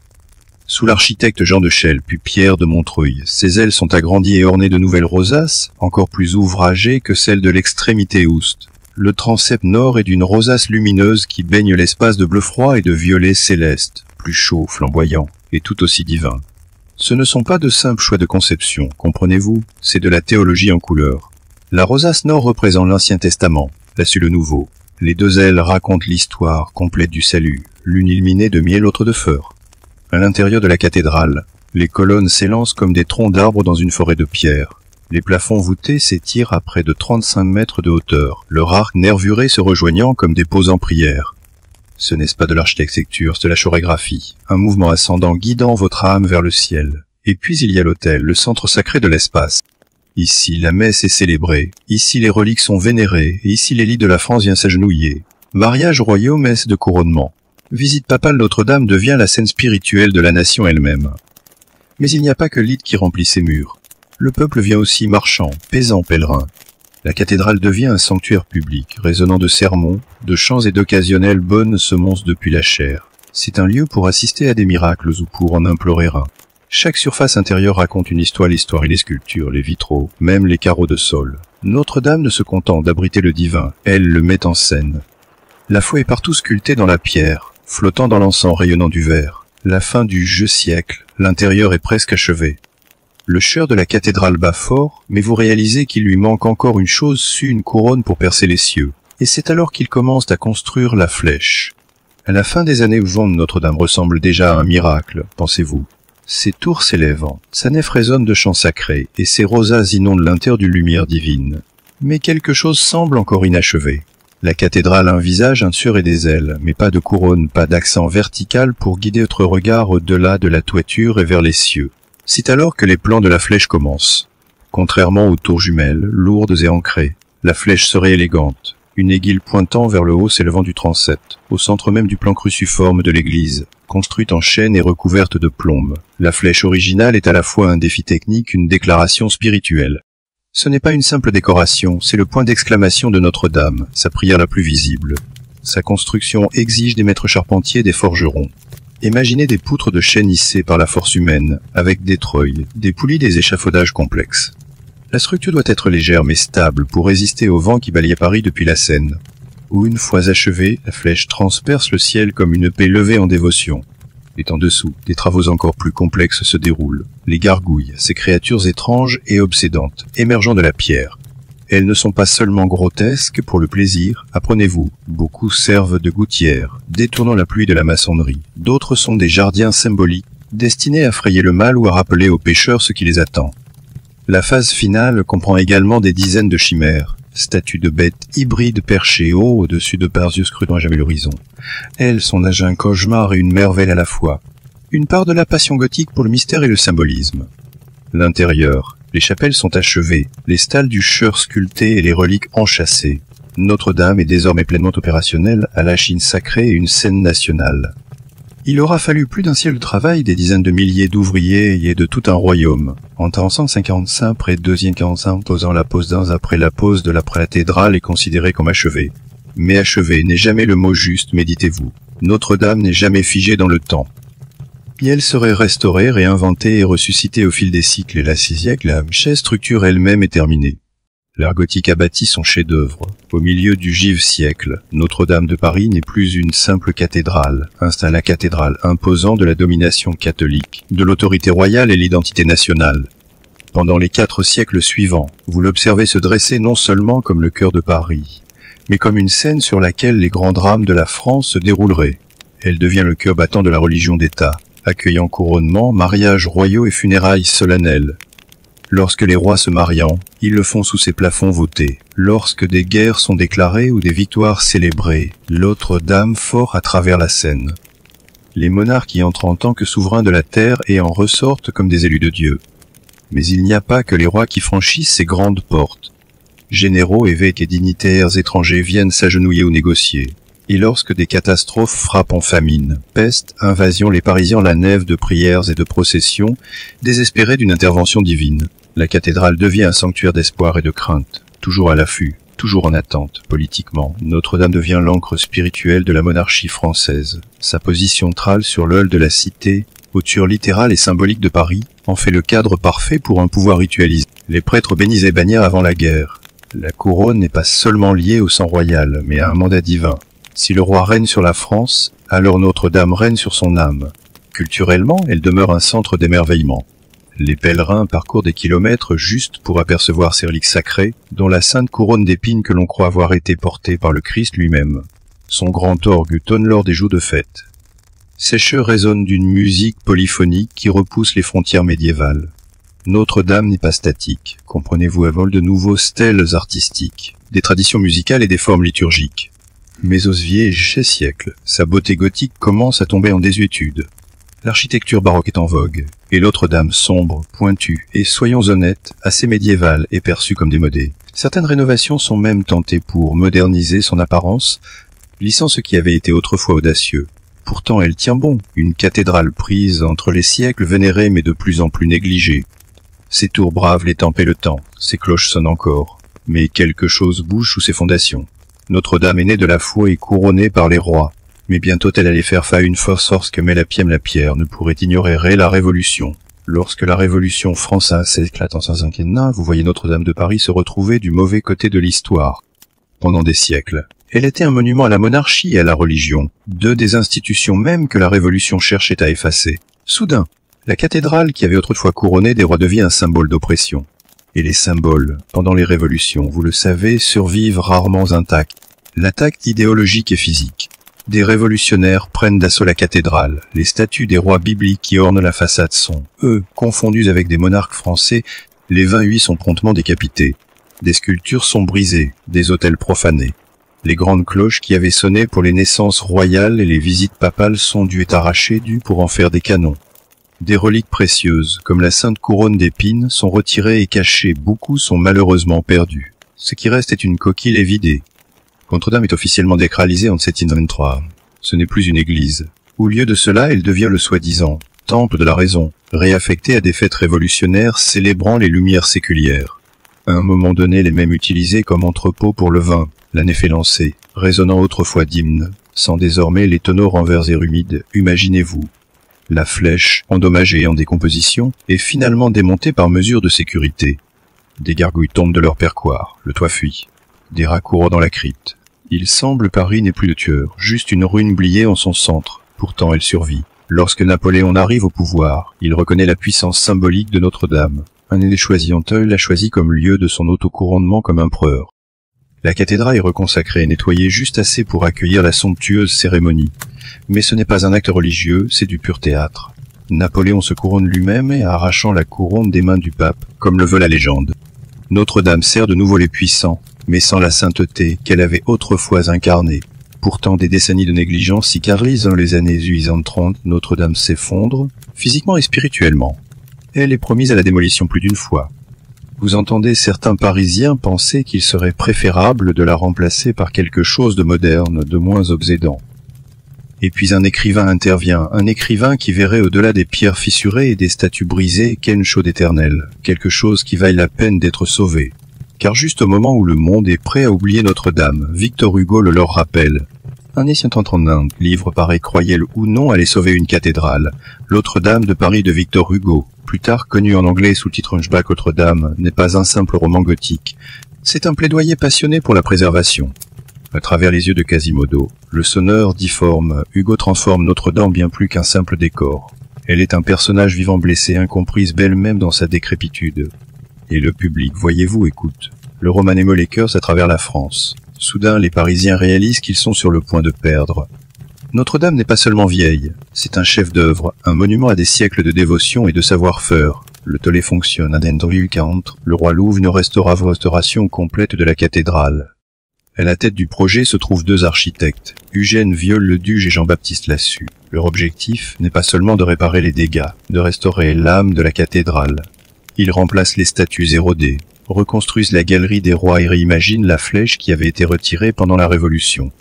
Cette nouvelle flèche, conçue par Viollet-Duc, s'élèverait un an dessus du sol, plus haute et plus ornée que l'original. Elle deviendrait l'une des plus emblématiques d'Europe. Tout au long des ces siècles, Notre-Dame retrouve sa place légitime au centre spirituel et culturel de Paris. Elle accueille des messes et témoins de cérémonies de libération et reçoit des millions de visiteurs. Elle survit à 2 guerres mondiales. Pendant l'Hoche reste silencieuse, lorsqu'est enfin libérée en 1934, elle sonne à la volée en signe de triomphe, mais la tragédie frapperait de nouveau, le 6 avril 21, un incendie éclate sous la toiture. En quelques minutes, les flammes engloutissent la charpente emboîlée la forêt, certaines poutres datant du XV siècle. Le feu fait rage pendant des heures. Le toit s'effondre. La flèche du VI siècle s'écroule dans un panache de fumée. Le monde entier observe avec horreur l'un des plus grands monuments de l'humanité sembler disparaître en temps réel, et pourtant, une fois de plus, elle survit. Les tours de pierre tiennent bon, les rosaces endurent, les reliques sont sauvées, ainsi que le monde jure de la reconstruire. Notre-Dame a toujours été plus que de l'architecture, comprenez-vous. Si la mémoire, l'identité et la résilience, une église, un symbole, une survivante, et dans chaque pierre qui renaît de ses cendres, elle nous rappelle que la foi et la beauté peuvent renaître. Avez-vous déjà songé aux humbles buts de quelqu'un qui, un jour, commanderait des armées et défierait des empires? Ce soir, plongeons dans la Chine du vieux siècle, un monde de porcs grouillants et d'ambitions secrètes, pour découvrir le parcours extraordinaire d'une forger son propre destin. Laissez alors votre souffle s'adoucir, votre corps s'alourdir, et votre esprit se perdre dans ce récit incroyable, en 1665 dans la province chinoise du Guangdong. Son nom de naissance n'a jamais été consigné. L'histoire la connaîtra simplement sous le nom de Jean Huisseau, l'épouse de Jean Yi. Mais ce qu'elle fit de ce nom, vous le comprendrez, ébranlerait des empires. Durant ses jeunes années, elle fut prostituée à bord d'un bordel flottant cantonné, une réalité courante pour les filles pauvres de la chaîne côtière du XVIe siècle. Ces bateaux à fleurs, comme on les appelait, servaient les marchands, les officiers de marine et les pirates. Mais vous remarquerez, elle n'était pas comme les autres. Elle écoutait, elle observait, elle mémorisait les noms. Elle faisait parler les clients puissants. Au fil du temps, elle devint plus qu'un simple divertissement, elle devint une courtière en information.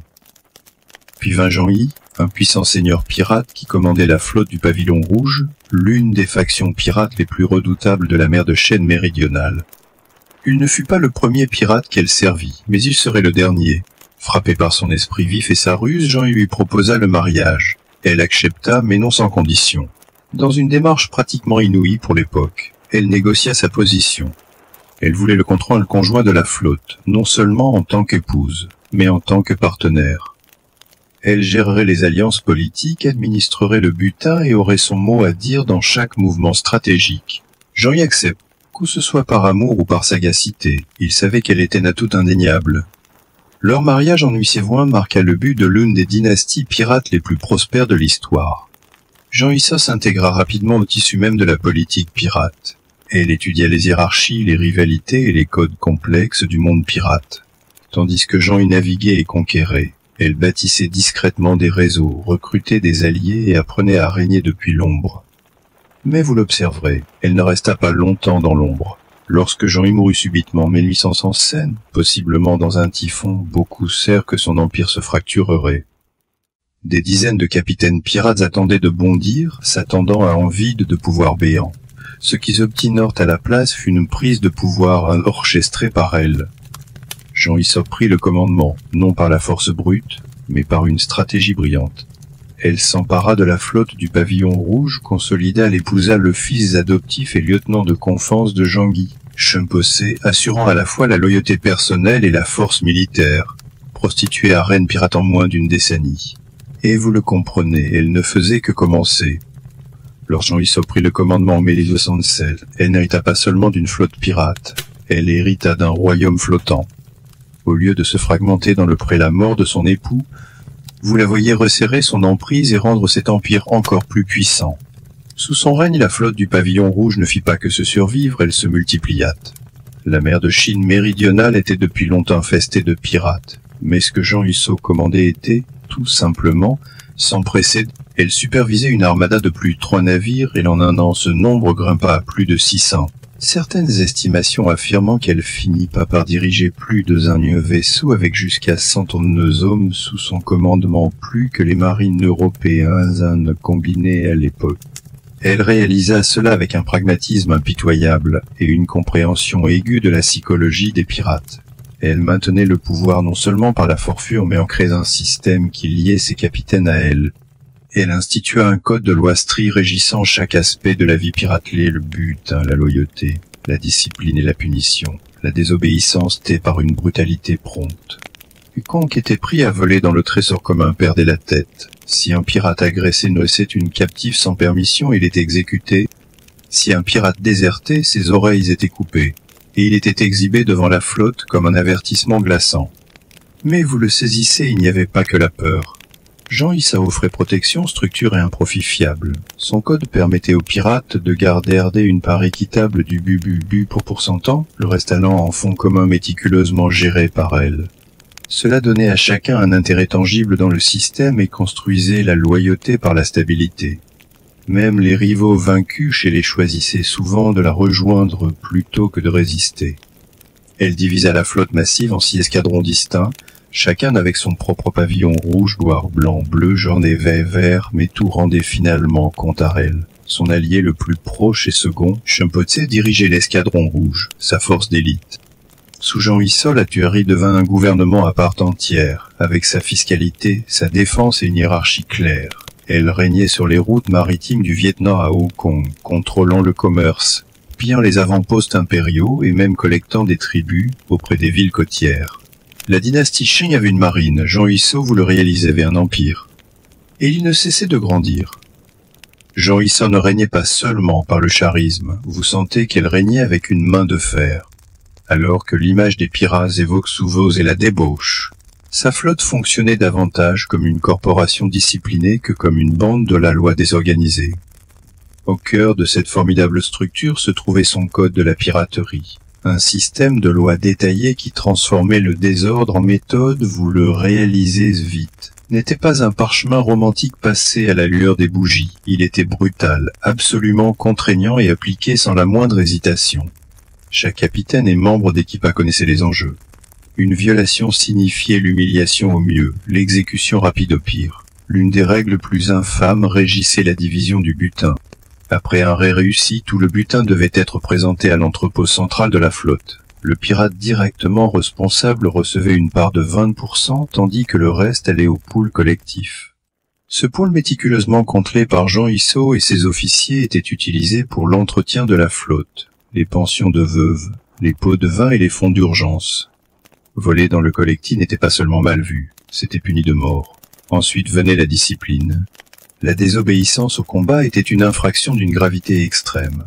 Le lâche qui abandonnait leur escadron ou désobéissait aux ordres pouvait être fouetté, exécuté ou sommairement jeté à la mer. La désertion entraînait la capitation immédiate. Le code abordait même les relations. Si un pirat levait une femme, il était strictement tenu de la traiter avec respect. L'agression sexuelle était passible d'exécution par décapitation. Elle ne s'intéressait pas au show, elle était absolument intéressée par le contrôle. Et le code, vous le comprenez, lui donnait exactement cela. Il créait un système fiable où les pirates connaissaient les règles, les conséquences et leur part garantie. Il liait la loyauté non seulement à Jean Issa en tant que l'AD puissante, mais aussi au système robuste qu'elle incarnait. Incroyablement, elle autorisait Malionnier et les civils côtiers à rejoindre ses forces. En échange, ils devaient jurer une loyauté inébranlable à son code. Beaucoup le firent. Certains rejoignirent par pure peur, d'autres par une admiration sincère. Certains comprenaient simplement que sous Jean Issa, la piraterie plus sûre, plus rentable, et étrangement, plus juste que la vie sous les autorités Qing souvent corrompues. Ces lois s'étendaient bien au-delà des ponts des navires. Les villages côtiers sous sa protection payaient un tribut en échange de sécurité et d'autonomie.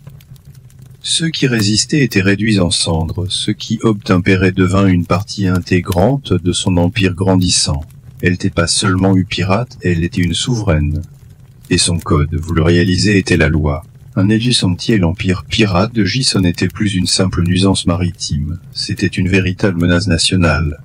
Sa flotte dominait la mer de Chine méridionale, perturbait les routes commerciales vitales et pilait les villes côtières en tout puni la dynastie Qing. profondément embarrassée et dépassée, fut contrainte d'agir. Mais elle n'était pas préparée à ce qu'elle avait réellement en face. La marine impériale lança une campagne pour écraser, voyant de multiples navires de guerre, pour traquer la formidable flotte de Jean Hissot. Ce qui suivit ne fut pas une série de victoires rapides, mais un affichage humiliant d'incompétence impériale. Maintes reprises, la marine fut déjouée, surpassée en armement et complètement dominée par les forces de Jean Hissot. Elle connaissait les eaux dangereuses mieux que quiconque. Elle utilisait habilement les conditions météorologiques, le couvert des îles peu profondes et les marées pour piger les navires 5 plus lourds. Ces marins pouvaient combattre en unité coordonnée, changer de vaisseau en pleine bataille sans problème et attirer les ennemis dans embuscade avec une précision terrifiante. Plus d'une fois, des escadrons Qing entiers furent capturés, leurs navires fièrement absorbés dans la flotte du pavillon rouge. La différence de morale était stupéfiante. Tandis que les officiers impériaux étaient souvent corrompus, sous-payés ou la jouissent les hommes d'exceptionnellement bien mains, organisés et farouchement loyaux, liés par son code strict et grassement récompensés pour la victoire. Alors que les batailles s'éternisaient, le désespoir de la dynastie Qing devint douloureusement évident. Ils firent appel aux puissances européennes, notamment les Portugais et les Britanniques, pour les aider dans les engagements navals. Ces maries étrangères disposaient de navires et d'une puissance de feu plus avancée, mais elles manquaient désespérément de la connaissance locale aiguë que possédait l'armada de Jean Hissot. Néanmoins, la pression s'intensifia. Une formidable coalition de forces Qing, portugaises et cantonaises encercla une partie de sa flotte. Pourtant même alors, elle les repoussa, se retirant stratégiquement et lançant des contre-attaques dévastatrices qui stupéfièrent ses ennemis. Elle ne faisait pas que survivre, elle humiliait, pensez-vous, l'Empire lui-même. Mais la guerre était coûteuse. Les conflits prolongés épuisaient de précieuses ressources et ses hommes. Même les empires pirates, vous le réalisez, ne peuvent pas endurer la guerre éternellement. Et bien qu'elle soit restée invaincue en mer, Jean Hissot comprit quelque chose de crucial lu parfois. Le pouvoir ne consiste pas à gagner tous les combats. Parfois, il s'agit de savoir précisément quand se retirer avec tout intact. Elle n'avait aucune intention de mourir en mer ou d'être traînée enchaînée devant une course une. Elle avait un plan différent, un plan qui laisserait même ses ennemis absolument stupéfaits. En Élisée, Jean Hissot avait accompli l'impossible. Elle avait repoussé la puissance de la dynastie Qing, humilié les marines étrangères et régné sur les flots avec une dominance inégalée. Mais elle était aussi une réaliste, vous le reconnaissez. Elle savait que les guerres, surtout celles avec des fronts infinis et des ennemis grandissants, ne pouvaient être menées éternellement. Les approvisionnements étaient tendus, et sa flotte, bien qu'encore massive, commençait à ressentir le lourd poids de l'attrition. Alors elle changea de tactique. Jean Hissot contacta le gouvernement Qing, non pas avec une supplique de reddition, mais avec des conditions incroyablement audacieuses. Elle savait qu'elle détenait un levier indéniable. Les Qing avaient complètement échoué à la vaincre militairement. Leurs propres citoyens la craignaient plus qu'ils ne respectaient l'Empire chancelant. Elle pouvait négocier non pas en que criminel mendiant la merci, mais en tant que l'aidé légitime d'un État puissant. Elle se rendit personnellement à Ganjou sur son propre navire, entourée de gardes armés, arborant fièrement les couleurs de la flotte du pavillon rouge. Ce n'était un coup de force calculé. Elle demanda l'amnistie non seulement pour elle-même, mais pour toute sa flotte de milliers de pirates. Elle exigea le droit de conserver son immense richesse. Elle insista même pour que son second et époux, Chimpose, reçoive un grade militaire dans la marine Qing. Le gouvernement fut franchement stupéfait, mais la vérité est qu'ils étaient fatigués aussi. L'Empire ne pouvait pas se permettre une autre campagne coûteuse et prolongée. Alors, dans un moment de rare pragmatisme, ils acceptèrent. Jean Hissot se rendit avec un style indéniable. Le 9 avril, elle conduisit plus de 7 innocents pirates, hommes, femmes et enfants la ville, non pas enchaînés, mais en une grande procession. Plus de 200 navires furent remis, les armes déposées cérémonieusement, et toute la confédération pirate fut dissoute sans qu'une seule goutte de sang ne soit versée. Pas de procès, pas d'exécution, pas de confiscation de biens, Chimpose fut nommé capitaine dans la marine Qing. Jean Hissot se retira en tant que femme libre, intouchée, invaincue et toujours immensément riche, dans un monde où la plupart des histoires minant par la trahison ou la mort, celle de Jean Hissot s'acheva par une négociation astucieuse et une retraite paisible. Elle avait joué le jeu à la perfection, d'abord avec des canons, puis avec des mots de maître. Et tandis que ses bannières rouges étaient abaissées, sa légende, vous le réalisez, ne faisait que commencer à s'élever. La plupart des histoires de pirates se terminent dans le sang, au gibet ou dans l'obscurité ignominieuse. Mais Jean-Guisson n'a pas seulement échappé à ce destin, elle en a bâti une seconde vie, tout aussi extraordinaire. Après avoir négocié la plus grande reddition de pirates de l'histoire, vous la voyez s'éloigner non pas en tant que fugitive, mais en tant que femme respecte l'héritage complètement intact. Innocent, après la reddition de sa flotte, elle s'établit à Canton, l'actuel Ganjou, avec son mari, Jean Potsé, qui servait désormais liquement en tant ironitant dans la marine Tchung. La transition de reine pirate à citoyenne respectable pourrait sembler absolument absurde, mais pour Jean Guisson, ce n'était qu'un autre acte de survie ouvert calculement, même confortablement, et les autorités Chun la laissèrent dans grande partie tranquille. Plutôt que de sombrer dans l'oubli, elle devint discrètement une femme d'affaires avisée. Elle ouvrit une maison de jeux et une opération de contrebande techniquement illégale, mais largement ignorée en raison de son influence indéniable. Elle ne cherchait pas à bâtir un autre empire, mais elle n'avait pas non plus l'intention d'être oubliée. Elle conserva ses puissantes relations, protégeait sa richesse vécue strictement selon ses propres termes. Son mariage avec Potsé perdura, et ensemble ils élevèrent une famille, tandis qu'ils continuaient à servir la marine Chine, chassant uniquement des sirènes clairs à leurs anciens œufs. Jean Guisson se concentra sur leurs intérêts commerciaux florissants. Elle évoluait dans des cercles élitistes, était consultée sur les affaires maritimes, et restait une figure légendaire parmi les Marsins et de toute la côte du sud de la Chine. Ce qui est vraiment extraordinaire, ce n'est pas seulement qu'elle ait vécu, si la façon dont elle a vécu. Elle a brisé tous les moules que sa société avait pour les nés pauvres et vendus à la prostitution. Elle a gravi les échelons jusqu'au sommet d'un monde criminel dominé par les hommes. Puis, au lieu de mourir au combat ou sur l'échafaud, elle prit sa retraite paisiblement et mourut de vieillesse en 1984 à l'âge de 65 ans. Elle ne cherchait pas à la réaliser, elle n'en avait pas besoin. Sa vie fut l'acte de défi ultime, une réfutation vivante de chaque loi, coutume et attente qui lui était imposée. Une époque où les femmes étaient à peine autorisées à parler en public. Jean Guisson commandait des flottes, dictait des traités et négociait avec des empereurs. Et puis il s'en alla, plus riche et plus libre que n'importe quel pirate de l'histoire. Ses voiles étaient baissés, ses canons silencieux, mais sa légende résonnait toujours à travers les mers. L'histoire se souvient de pirates comme Barbeloire, Bartholomew Roberts et Henry Morgan, des hommes qui sillonnèrent le Caraïbe, sa mère et connurent des fins violentes. Mais dans l'ombre de leur infamie se dresse Jean Guisson, non seulement leur égal, mais quelqu'un qui les a surpassés par presque toutes les concevables. Elle a commandé une poignée de navires, elle a dirigé des flottes entières. Elle n'a pas pillé quelques villes côtières, elle a contrôlé des régions entières de la mer. Et elle n'est pas morte une fusillade, ou dans aussi sa sortie de la pirateuse bourrie pour accéder à une paix durable. Parmi le panthéon des légendes pirates, elle reste la plus réussie et vous le sentez la moins comprise. Mais ne vous y trompez pas, son succès n'était pas seulement le fruit de la chance ou d'une cruauté brutale. C'était une stratégie brillante, un intellect aiguisé, une compréhension profonde et intuitive du pouvoir. Elle était une maîtresse tacticienne, une politicienne astucieuse, une psychologue perspicace. Elle savait comment maintenir la loyauté par la peur, oui, mais aussi par un ordre inébranlable, des récompenses stratégiques et un système méticuleusement, cela rendait vraiment exceptionnel. Vous le réalisez?